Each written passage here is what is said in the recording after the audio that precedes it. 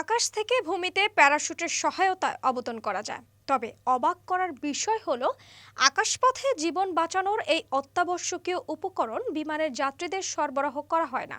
বিমান যাত্রীদের প্যারাশুট না দেওয়ার বেশ কিছু কারণ রয়েছে। এমন 5টি কারণ এই প্রতিবেদনে তুলে ধরা হলো। অধিকাংশ যাত্রীবাহী বিমান প্রায় 35,000 ফুট উচ্চতা দিয়ে ওড়ে। এই উচ্চতা প্যারাশুট দিয়ে স্কাই ড্রাইভ করার উচ্চতা থেকেও অনেক বেশি। এত উচ্চতায় বায়ুর চাপ অনেক কম থাকে। কম বায়ু চাপের কারণে বিমান থেকে লাফ দেওয়ার পর প্যারাশুট খুলবে না। প্রতিটি প্যারাশুট ওজনে কমপক্ষে 22 থেকে 30 কেজি।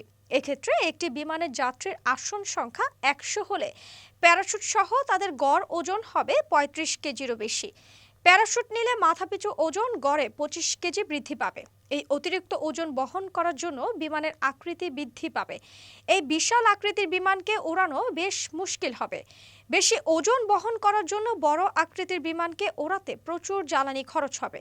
এতে যাত্রীদের ভাড়া 50% বৃদ্ধি পাবে। একটি প্যারাশুটের দাম সর্বনিম্ন 40,000 টাকা হলে 100 যাত্রীর জন্য প্যারাশুটের ব্যবস্থা করতে বিমান কোম্পানিকে প্রচুর টাকা খরচ করতে হবে। এই বিশাল অঙ্কের টাকা বিমান কোম্পানি যাত্রীর ভাড়ার সঙ্গে যুক্ত করলে ভাড়ার পরিমাণ দ্বিগুণ হয়ে যাবে। এত ভাড়া দিয়ে বিমান ভ্রমণ করা সবার পক্ষে সম্ভব হবে না। ভালোভাবে প্যারাশুট ব্যবহার করতে শিখতে যাত্রীদের প্রত্যেককে একজন ইনস্ট্রাক্টরের কাছে প্রশিক্ষণ নিতে হবে। কমপক্ষে 5 ঘন্টা করে 3 দিন প্রশিক্ষণ নিলেই মোটামুটি প্যারাশুট চালনা শিখতে পারবেন। কিন্তু সমস্যা হলো সবার জন্য প্যারাশুট চালানো শেখার মতো প্রশিক্ষণ কেন্দ্র নেই। সব যাত্রীর ফিটনেস এক নয় এবং সবার পক্ষে টাকা খরচ করে প্রশিক্ষণ নেওয়াও সম্ভব না।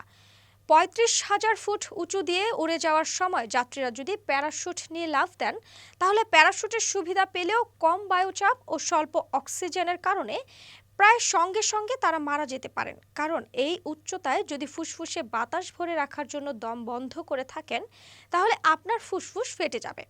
আবার কম অক্সিজেন ঘনত্বের কারণে এত উচ্চতায় জ্ঞান হারিয়ে অজ্ঞান হয়ে যেতে পারেন যাত্রীরা। এসব কারণে বিমানে প্যারাশুট থাকলেও তা ব্যবহার করার সুযোগ নেই। তাই বিমানে প্যারাশুট থাকেই না।